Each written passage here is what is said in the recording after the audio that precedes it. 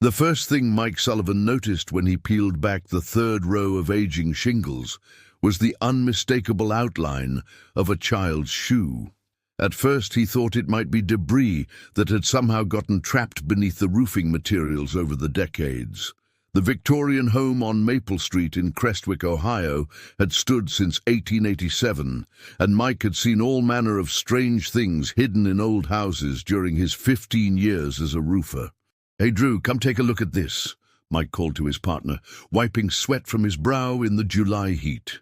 Drew Lambert climbed up the ladder and crossed the roof carefully, his boots crunching on loose granules. "What did you find? Another raccoon nest?" "No," Mike said, pointing with his pry bar. "Look at that!" As Drew leaned in closer, both men could now clearly see not just one, but 3 small shoes nailed directly into the wooden slats beneath the shingles. Each shoe was weathered beyond recognition of its original color, but their shapes were unmistakable. Children's footwear from another era, deliberately placed and secured with rusted, square-head nails. "What the hell?" Drew muttered, crouching down for a better look. "Who nails kids' shoes to a roof?" Mike shrugged. "Old houses have all kinds of superstitions built into them. My grandfather used to talk about people hiding things in walls for good luck." The homeowners, Jacob and Elaine Mercer, had moved to Crestwick just 3 months ago with their 7-year-old daughter Lily. They'd purchased the Victorian as a fixer-upper, a chance to escape Cincinnati for a quieter life in small-town Ohio. The roof replacement was just the beginning of their renovation plans. "Should we tell the Mercers?" Drew asked, still studying the shoes with a mixture of curiosity and unease. "Yeah, I guess we should," Mike replied. "But let's finish exposing this section first, see if there's anything else." As they continued removing shingles, they found 2 more shoes, these even smaller than the first 3. 5 children's shoes in total, arranged in no discernible pattern across the roof. Each one had been carefully nailed through its sole into the roof decking. When they broke for lunch, Mike climbed down and walked around to the front door. Elaine Mercer answered, wiping her hands on a dish towel. "Finding everything okay up there?" she asked pleasantly. "Yes, ma'am, but we found something unusual I thought you might want to know about," Mike explained. "There are several children's shoes nailed under the old shingles." Elaine's expression shifted. "Children's shoes? That's odd." "It's probably nothing," Mike reassured her. "Old houses often have strange things built into them. Some people consider it good luck." "I suppose," Elaine said, though her voice had lost its cheerful tone. "Would you mind taking pictures before you remove them?" "Already did," Mike replied. "We'll preserve them if you want to keep them." As Mike returned to the roof, he couldn't shake the feeling that something about those shoes felt wrong. The nails were driven straight through the centers, almost like they were pinning something down. That evening, Elaine Mercer sat at her kitchen table, scrolling through the photos Mike had sent to her phone. The house was quiet, except for the distant sound of Jacob reading a bedtime story to Lily upstairs. The shoes in the images looked impossibly small and worn. 5 different shoes for 5 different children, she thought. Why would anyone nail children's shoes to a roof? She typed "shoes nailed to roof superstition" into her search engine.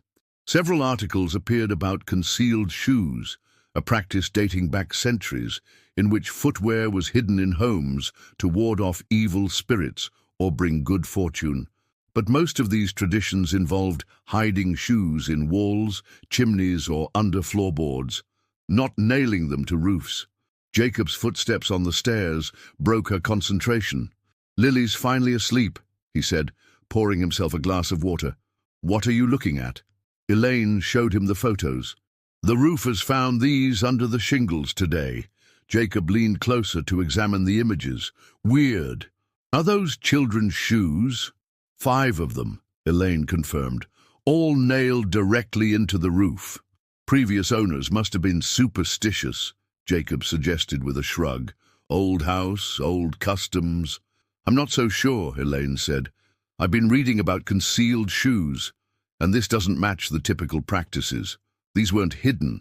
They were nailed down, almost like Like what? I don't know, it just feels deliberate in a different way. Jacob squeezed her shoulder. Hon, it's just an old folk custom. Nothing sinister. I suppose, Elaine conceded. Still, I'm going to ask Margaret about it tomorrow. She knows everything about this town's history. Margaret Collins was their elderly neighbour, a lifelong Crestwick resident whose family had lived there for generations. If anyone would know about unusual local customs, it would be her. That night, Elaine dreamed of children running across their roof, their footsteps creating hollow wooden echoes.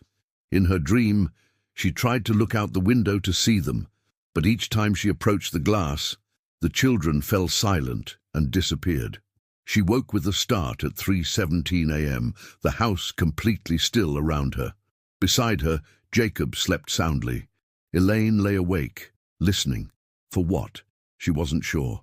Then she heard it, a soft thud from above like a single footstep on the roof.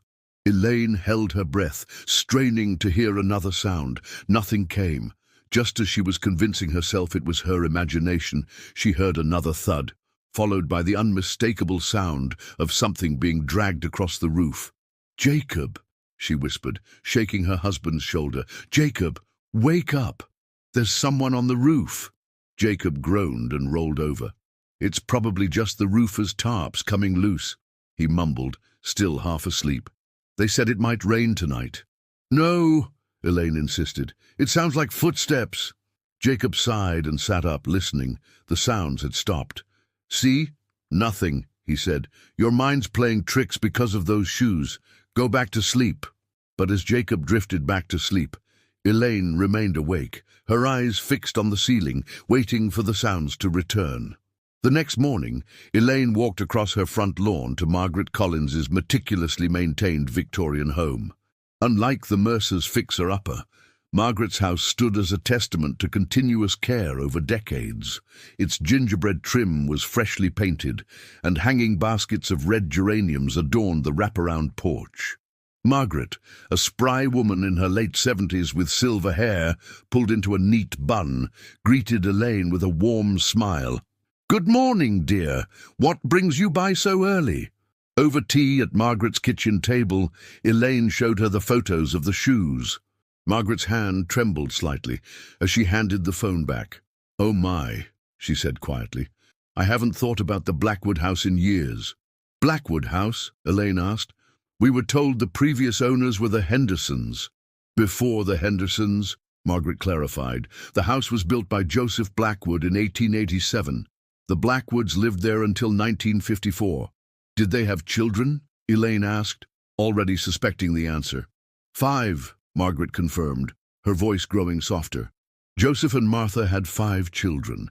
None of them survived to adulthood. A chill ran down Elaine's spine, despite the warm July morning. "What happened to them?" Margaret sipped her tea before answering. "Crestwick had a terrible diphtheria outbreak in 1895. 3 of the Blackwood children died within a week of each other. The youngest was only 3, and the other 2.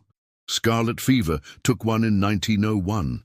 The last child, their only son, fell from the roof while trying to retrieve a kite in 1907. He was 12. Elaine's mouth went dry. "He fell from the roof?" Margaret nodded. "After losing all 5 children, people said Martha Blackwood was never the same. Joseph found her on the roof one night during a thunderstorm. She was trying to nail their children's shoes to the house. She told him she could hear them running across the roof at night, and if she nailed their shoes down, they would stay with her." Elaine felt her heart pounding. "Did anyone ever report strange sounds coming from the house? Like footsteps on the roof?" Margaret studied Elaine's face carefully. "Are you hearing things in that house, Elaine?" Elaine hesitated. "Last night, I thought I heard something on the roof, like footsteps." Margaret reached across the table and patted Elaine's hand. "Old houses settle and make all manner of noises. The Hendersons lived there for 40 years, without issue. Did they ever replace the roof?" "Not that I recall," Margaret said. "Why do you ask?" "Just wondering if anyone else ever found the shoes," Elaine replied. As she walked home, Elaine couldn't shake the image of Martha Blackwood on her roof in a storm, desperately nailing her dead children's shoes down to keep their spirits close. Were the sounds she heard last night just her imagination, fueled by the discovery of the shoes? Or was there something more to Margaret's story? When she returned home, the roofer's truck was already in the driveway. Mike and Drew were on the roof, continuing their work. Jacob had left for his office in town, and Lily was at her summer day camp. Elaine called up to Mike. "Have you removed the shoes yet?" Mike leaned over the edge of the roof. "Not yet, Mrs. Mercer. We're working our way to that section today. When you do, could you bring them down intact? I'd like to see them." "Will do," Mike promised before returning to work. Alone in the house, Elaine began researching the Blackwood family. The local historical society's website had digitized newspapers going back to the 1880s. It didn't take long to find the obituaries for the Blackwood children: Elizabeth, 8, William, 5, and Catherine, 3, in 1895, Mary, 10, in 1901, and finally, Joseph Jr., 12, in 1907. The article about Joseph Jr.'s fall described how the boy had climbed onto the roof to retrieve a kite that had become tangled on the chimney. He had slipped and fallen to his death on the flagstone path below. The article mentioned that Martha Blackwood had witnessed the fall from the garden and had to be sedated by the town doctor. Elaine closed her laptop, disturbed by the tragic history of her home. 5 children, all gone too soon, and a mother driven to the edge of sanity by grief. By mid-afternoon, Mike knocked on the front door, holding a cloth bag. "We've removed all the shoes, Mrs. Mercer," he said, handing her the bag. "They're pretty fragile, so we wrapped them individually." "Thank you," Elaine replied. "Did you find anything else unusual?" Mike hesitated. "There were some markings under the shoes, carved into the wood." "What kind of markings?" "Names and dates," Mike explained. "They match up with each shoe. Elizabeth 1895, William 1895, Catherine 1895, Mary 1901, and Joseph 1907. Elaine felt her skin prickle. "The Blackwood children." Mike raised an eyebrow. "You know about them?" "I spoke with my neighbor this morning. She told me about the family who built this house and the children who died here." "Well, that explains the shoes then," Mike said, clearly relieved to have a rational explanation. "Just a grieving mother's memorial." "Did you cover the names with the new roofing?" Elaine asked. "We had to," Mike replied apologetically. "Can't leave carved wood exposed under a new roof. But I took pictures if you want to see them." After Mike left, Elaine carefully unwrapped each shoe. They were in worse condition than she'd expected, the leather cracked and discolored, the shapes distorted by time and weather. But she could still identify them: a girl's button boot, a boy's lace-up, a tiny slipper that must have belonged to the youngest child. She arranged them in a row on the kitchen table, these small, poignant reminders of lives cut short. Each shoe still had a rusted nail protruding from its sole. The house was quiet. Too quiet. Elaine found herself listening for sounds from above, half expecting to hear the phantom footsteps again. She jumped when her phone rang. It was Jacob. "Hey, I'm picking Lily up from camp and thought we could grab dinner out tonight. The roofers said they should finish tomorrow, so we should celebrate one project down." "That sounds nice," Elaine replied, her eyes still on the row of decaying shoes. "Everything okay? You sound distracted." "I'm fine. I'll tell you about it tonight. I learned some history about the house today." After hanging up, Elaine decided to put the shoes away. Their presence on the kitchen table felt increasingly uncomfortable. She rewrapped them and placed them in a storage box in the basement, unsure of what else to do with them. As she climbed the basement stairs, Elaine heard a sound that made her freeze: the soft patter of footsteps overhead. Not on the roof this time, but inside the house, on the second floor. "Hello?" she called out, knowing the house should be empty. No response came, but the footsteps continued, light and quick, like a child running. Elaine's heart raced as she climbed the main staircase to the second floor. Is someone there? The upstairs hallway was empty. the afternoon sunlight streaming through the window at the end of the corridor. The footsteps had stopped. Cautiously, Elaine checked each room: the master bedroom, the guest room, Lily's room, and the bathroom, all empty. She was about to head back downstairs when she noticed something that made her blood run cold. Small, wet footprints on the hardwood floor outside Lily's room. They appeared from nowhere and led into Lily's bedroom. The footprints were too small to be an adult's. They looked like they'd been made by a child about Lily's age. Elaine followed them into Lily's room, where they stopped beside her bed. Water had pooled on the floor, as if someone with wet feet had stood there for several minutes. But there was no one in the room, and no sign of where the water could have come from. That evening, Elaine tried to maintain a normal demeanor during dinner at Bellini's, their favorite Italian restaurant in town. She didn't mention the wet footprints to Jacob. He already thought she was being superstitious about the shoes. Telling him about unexplained footprints would only worry him unnecessarily. 7-year-old Lily chattered excitedly about her day at camp, where they'd learned to make friendship bracelets and had gone swimming in the community pool. "I made a new friend today," Lily announced between bites of spaghetti. "His name is Joey." "That's nice, sweetie," Jacob said. "Is Joey in your age group?" Lily nodded. "He's 12, but he plays with the younger kids sometimes. He knows lots of games from a long time ago."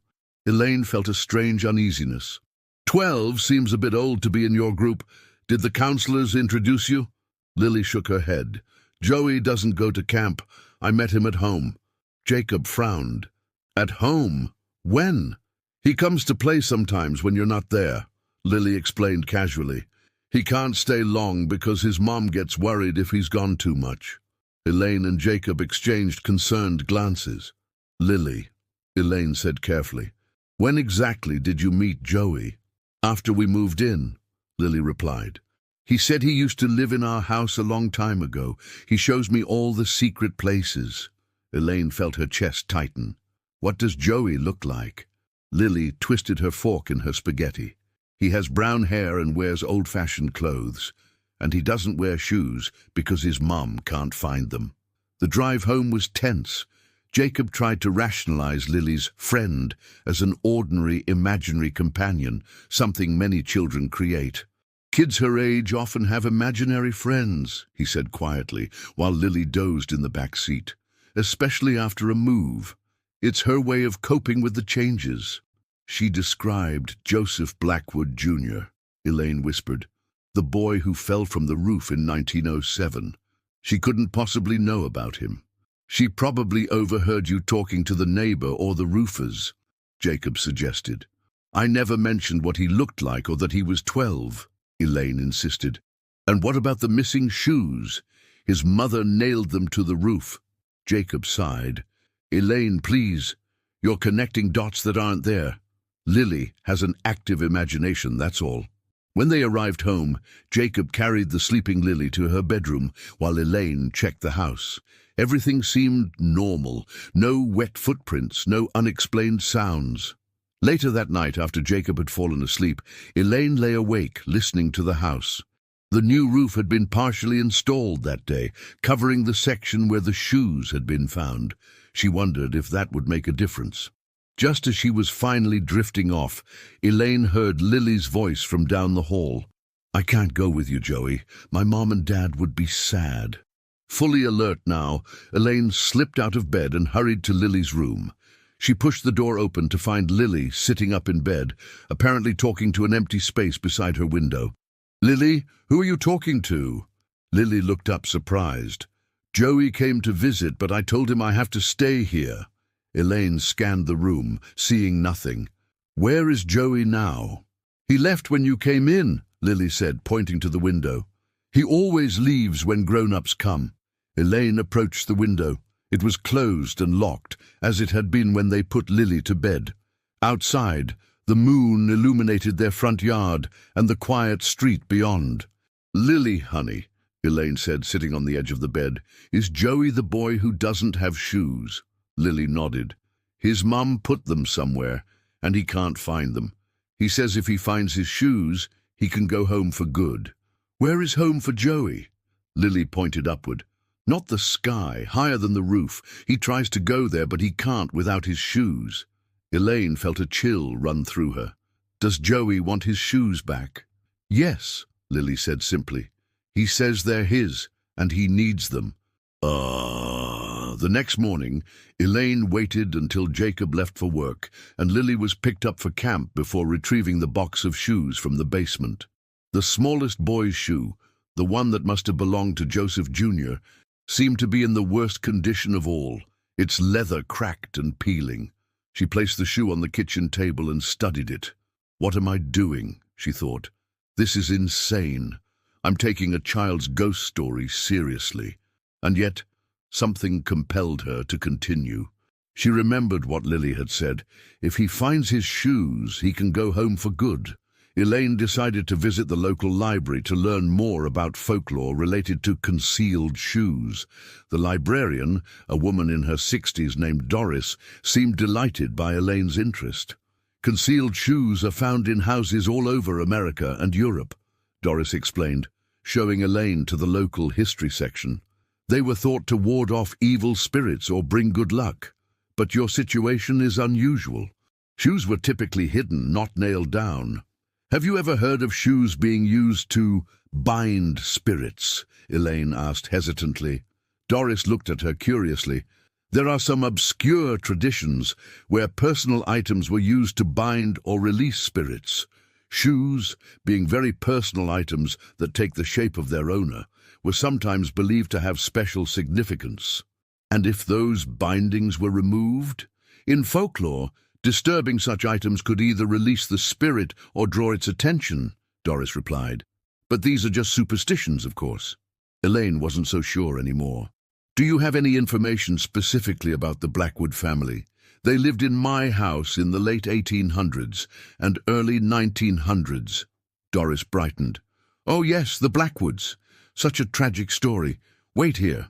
She disappeared into a back room and returned with a large leather-bound album. This was donated by Margaret Collins's mother years ago. It contains photographs and newspaper clippings about Crestwick's founding families. Elaine carefully turned the pages until she found the section on the Blackwoods. There were formal family portraits and several candid shots of the children. In one photograph, dated 1906, a boy of about 11 or 12 stood proudly holding a kite, Joseph Blackwood, Jr. The year before his fatal fall. May I take a picture of this? Elaine asked. Of course, Doris replied. Elaine snapped a photo with her phone, then continued turning pages. Near the end of the Blackwood section, she found something disturbing, a newspaper clipping dated October 17, 1929. Blackwood widow ends life at family home. Martha Blackwood, 67, was found deceased yesterday in the attic of her Maple Street home, 22 years after the tragic death of her last surviving child. Neighbors reported hearing disturbances on the roof before making the discovery. Mrs. Blackwood, who never recovered from the loss of her 5 children, left a note stating she was going to join her children at last. She was discovered with her deceased son's jacket and a hammer clutched in her hands. Elaine felt her chest tighten as she read the article. Martha had died still grieving, still trying to reach her children somehow. On her way home, Elaine stopped at the town's small historical museum. The curator, an enthusiastic young man named Brian, was eager to share information about the town's past. The Blackwoods? Oh yes, one of our founding families, Brian said when Elaine inquired. Joseph Blackwood was a prominent businessman who helped establish the railway connection that put Crestwick on the map. I'm more interested in what happened to the family, Elaine explained. I live in their house. Brian's expression grew somber. A series of terrible tragedies. All 5 children died young, and Martha Blackwood was never the same afterward.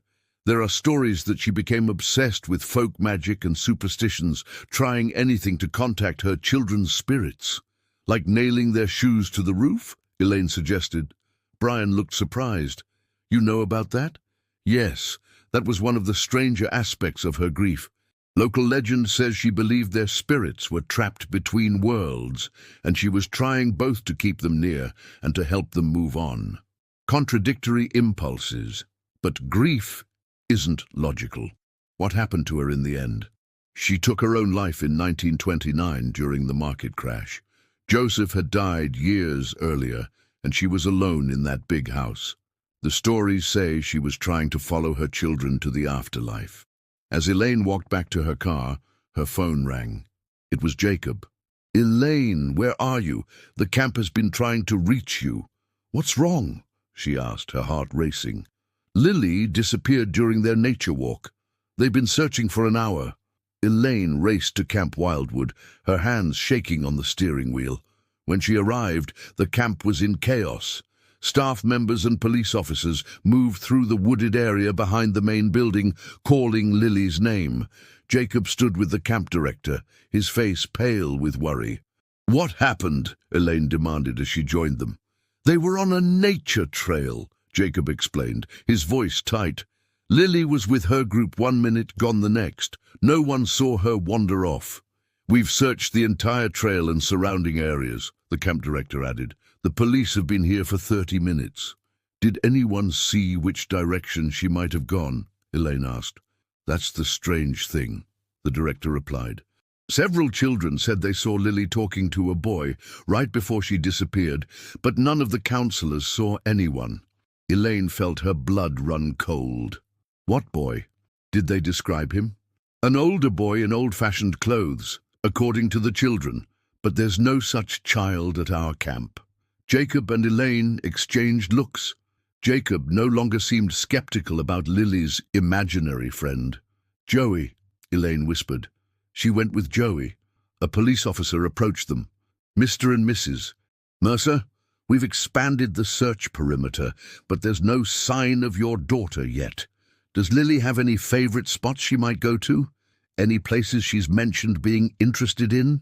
"Home," Elaine said suddenly. "She might have gone home. Joey, the boy she's been talking about, lived in our house a century ago." The officer looked confused, but Jacob was already pulling Elaine toward their car. "We'll check our house," he told the officer.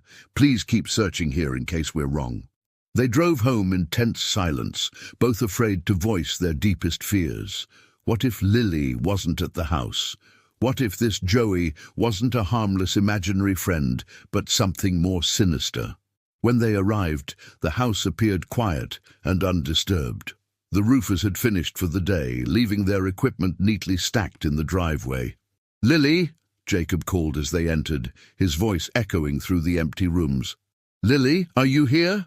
No response came. They searched the first floor quickly, then moved upstairs. Lily's bedroom was empty, as were the other rooms. "The attic," Elaine suggested. "We haven't checked the attic." The pull-down attic stairs creaked as Jacob lowered them. He climbed up first, Elaine close behind. The attic was dim, illuminated only by the fading afternoon light through a small round window. Decades of dust covered stacks of boxes left by previous owners. "Lily!" Jacob called again, his voice sounding muffled in the confined space. A soft sound came from the far corner, like a child's whisper. Jacob and Elaine moved carefully between the boxes, following the sound. Behind an old trunk, they found Lily sitting cross-legged on the floor, talking softly to the empty air beside her. "Lily!" Elaine cried, rushing forward to embrace her daughter. "We've been so worried. Why did you leave camp?" Lily looked up, surprised by their reaction. "Joey said he needed help finding his way home. He said I could help him." Jacob knelt beside them.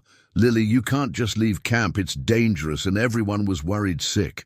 "I'm sorry," Lily said, her lower lip trembling, "but Joey was crying. He said he's been trying to go home for a long time, but he can't find his shoes." Elaine remembered the small boy's shoe sitting on their kitchen table downstairs. "Is Joey here now?" Lily shook her head. "He went to look on the roof again. He says his mother put his shoes up there, but now they're gone." Jacob helped Lily to her feet. "Let's go downstairs. We need to call the camp and let them know you're safe." As they made their way down from the attic, Elaine heard it again, The sound of footsteps on the roof, more frantic now, running back and forth, as if searching for something. In the kitchen, Jacob called the camp while Elaine sat with Lily. The boy's shoe was still on the table where Elaine had left it that morning. "Is that Joey's shoe?" Lily asked, pointing to it. "I think it might be," Elaine replied carefully. "The roofers found it under the old shingles." Lily reached out and touched the worn leather. "He needs it to go home. He's been looking for it for a very long time." "Lily," Elaine said gently, "how did you get home from camp today?" "Joey showed me the way," Lily answered simply. "He knows all the shortcuts. He said it was important that I come today because the shoes were finally free." "Free from the roof, you mean?" Lily nodded. "He said they were pinned down for too long, and now they can help him go home." Jacob finished his call and joined them at the table. "The police and camp staff are on their way over," he told Elaine. "They want to make sure Lily's okay and find out how she managed to walk 3 miles home without anyone seeing her." The sound of footsteps overhead had stopped. The house was eerily quiet now. "I think we should give Joey his shoe back," Elaine said softly. Jacob looked at her as if she'd lost her mind. "Elaine, there is no Joey. Lily has an imaginary friend, that's all." "Then how did she find her way home from camp? How does she know details about the Blackwood family? And what about the footsteps we've both heard?" Before Jacob could respond, a tremendous crash came from upstairs, like something heavy falling to the floor. All 3 of them froze at the sound. It had come from Lily's bedroom. "Stay here," Jacob told Elaine and Lily, but Elaine shook her head. "We're coming with you," she insisted, picking up the old shoe from the table. They climbed the stairs together, Jacob leading the way. The door to Lily's room was closed, though Elaine was certain they'd left it open during their search. Jacob pushed the door open slowly. Inside, Lily's bookshelf had toppled over, spilling books across the floor. The window was open, the curtains billowing in the breeze. "The window was closed when we checked earlier," Elaine whispered. As they stepped into the room, the temperature dropped noticeably. Elaine could see her breath fogging in the suddenly chilled air. "Joey?" Lily called. "Are you here?" No visible response came, but the curtains stopped moving despite the continued breeze from outside. Elaine stepped forward, the shoe clutched in her hand. "Joseph Blackwood, Jr., she said, her voice surprisingly steady. "Is that your shoe?" The room grew even colder. A book on the floor flipped open, its pages turning rapidly before stopping. Jacob moved to pick it up. It was an old copy of Peter Pan that Elaine had found at a local antique store. The book had opened to an illustration of Peter standing on a rooftop. "He's here, isn't he?" Jacob asked quietly, no longer skeptical. Elaine nodded. "Joey, we found your shoe. It was nailed to the roof, but the roofers removed it when they replaced the shingles." Lily moved to stand beside her mother. "He says his mother put all their shoes on the roof to keep them from leaving, but he needs to go now. His brothers and sisters already went home, but he couldn't find his shoes." "Where are the other shoes?" Jacob asked Elaine. "In a box in the basement," she replied. "All except this one." The room's atmosphere seemed to grow less tense as Elaine held out the shoe. "This belongs to you, Joey. You can take it and go home now." For a moment, nothing happened. Then slowly, the shoe began to rise from Elaine's palm, hovering in the air before them. Lily smiled. "He says thank you." The shoe drifted toward the open window, then stopped. The curtains parted, as if pushed aside by invisible hands. "What's wrong?" Elaine asked. "Why isn't he leaving?" Lily tilted her head, listening to something they couldn't hear. "He says the shoe is too broken now. It won't work by itself anymore." Elaine thought of Martha Blackwood, desperate to keep her children close, nailing their shoes to the roof to bind their spirits to the house. After all these years, the binding had weakened, but not broken entirely. The nail, she realized suddenly, the nail is still in the shoe. Jacob examined the floating shoe and confirmed that the rusted square-head nail still protruded from its sole. "We need to remove it," Elaine said. "That's what's binding him here." Jacob hurried downstairs and returned with a pair of pliers. Carefully he gripped the nail and pulled it free from the worn leather. The nail came out with surprising ease, as if it had been waiting all these years to be removed. The moment the nail was extracted, the shoe dropped to the floor. The temperature in the room returned to normal, and the curtains fell still. "Is he gone?" Jacob asked. Lily shook her head. "Not yet.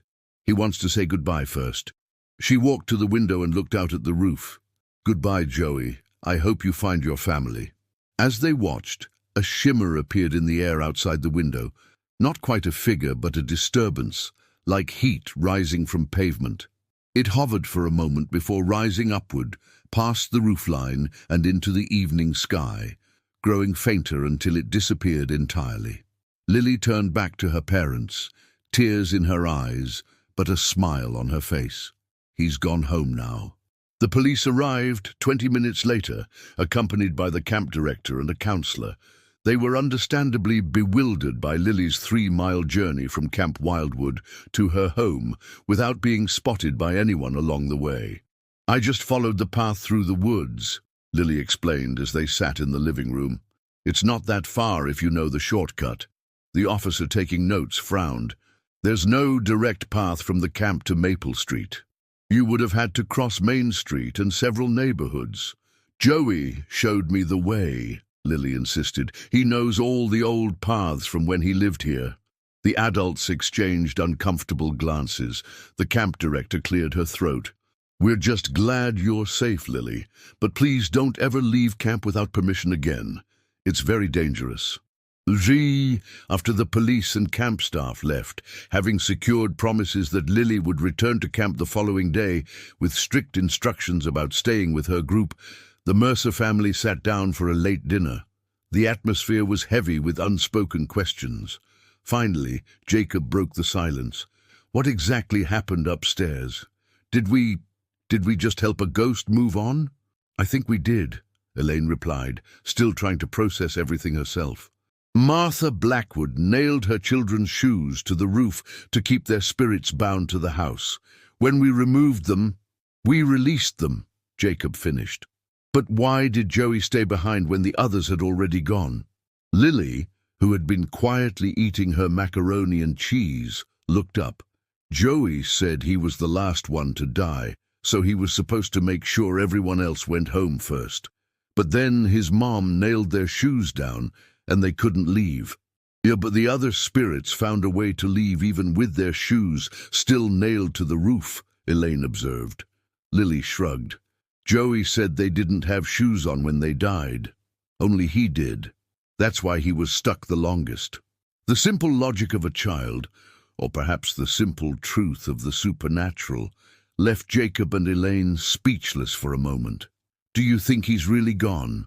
Jacob asked eventually. "Will we still hear footsteps on the roof?" "I don't think so," Elaine said. "It feels different now, doesn't it? The house seems lighter somehow." That night, after Lily was asleep, Elaine retrieved the box of remaining shoes from the basement.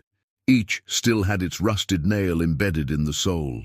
"What should we do with these?" Jacob asked, examining the tiny slipper that must have belonged to 3-year-old Catherine Blackwood. "I'm not sure," Elaine admitted. "Joey said the others had already gone, but we should make sure," Jacob finished. Just to be safe, they carefully removed the nails from each shoe, half expecting some dramatic manifestation with each extraction. But nothing happened, no temperature drops, no moving objects. The house remained peaceful and still. "Maybe Joey was right," Elaine suggested. "Maybe the others really had moved on already.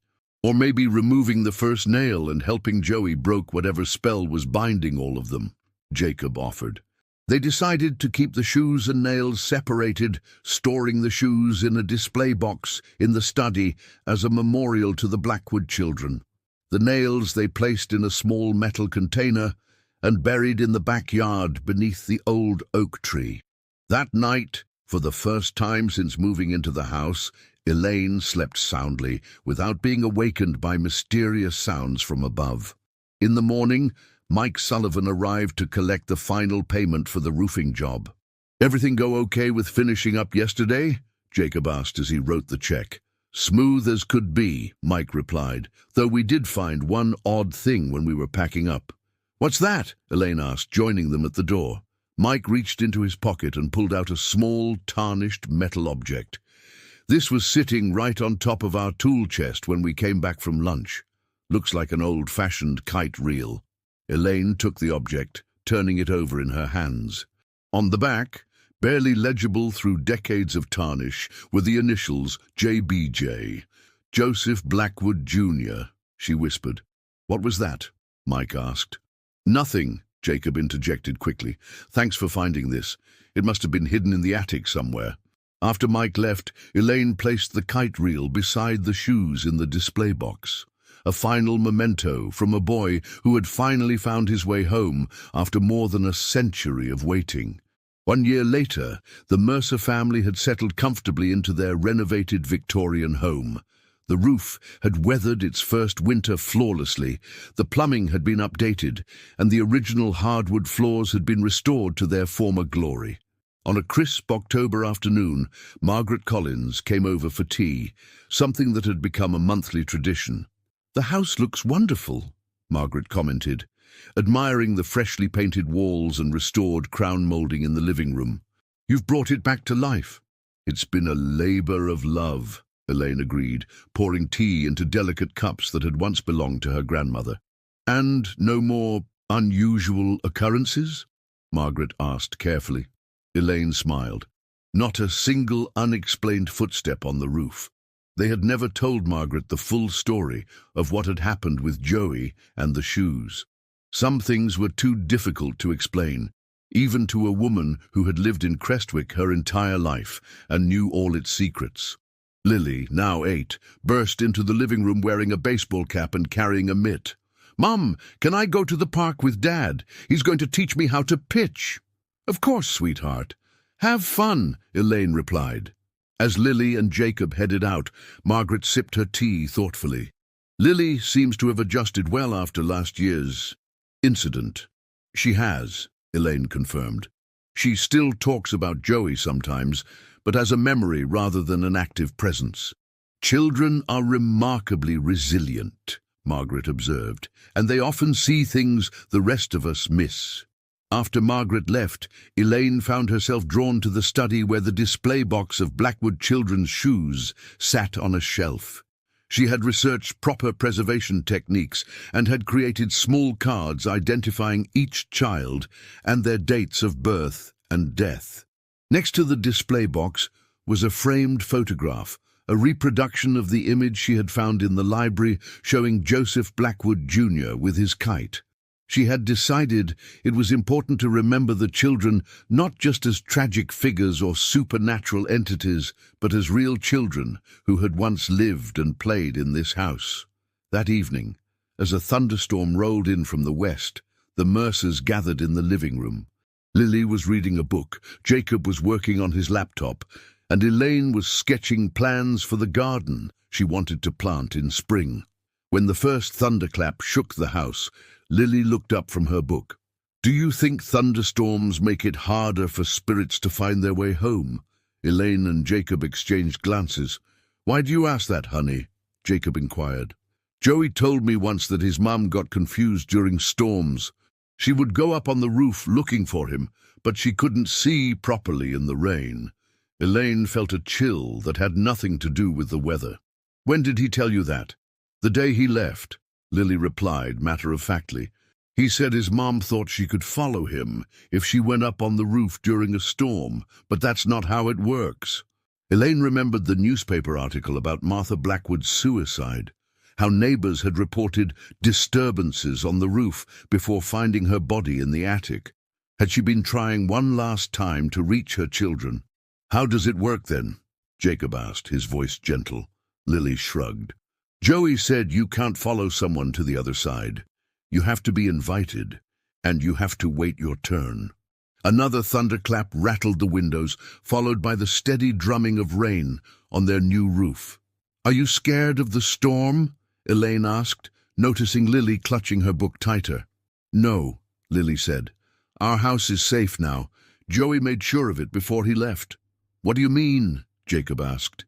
"He said he asked the house to take care of us," Lily explained, as if it were the most natural thing in the world. He said houses remember the people who live in them, and this house has lots of memories now, some sad, but some happy too. Elaine looked around at the walls that had witnessed generations of joy and sorrow, birth and death, binding and release. "I think he was right," she said softly. "Houses do remember." That night, as the storm raged outside, the Mercer house stood solid and secure, sheltering its newest family.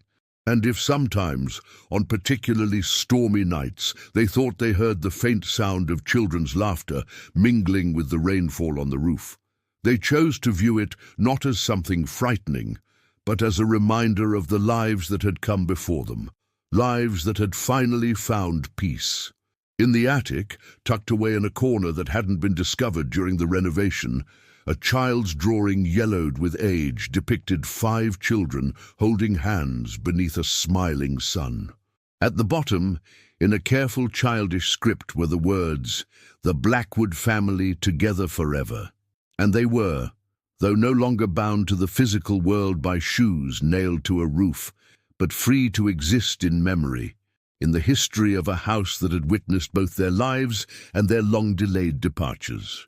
When the morning came, bringing clear skies and birdsong, the Mercers awoke refreshed, secure in the knowledge that their home, once a place of binding and grief, had transformed into a haven of release and healing. The children of the past had moved on, and the children of the present could thrive, remembering but not constrained by what had come before. For in Crestwick, Ohio, where old houses keep their secrets close, the boundary between past and present, between the living and those who have moved beyond, was perhaps thinner than most people realized. But it was a boundary that, once respected and properly understood, could bring peace to both those who had gone before and those who remained behind.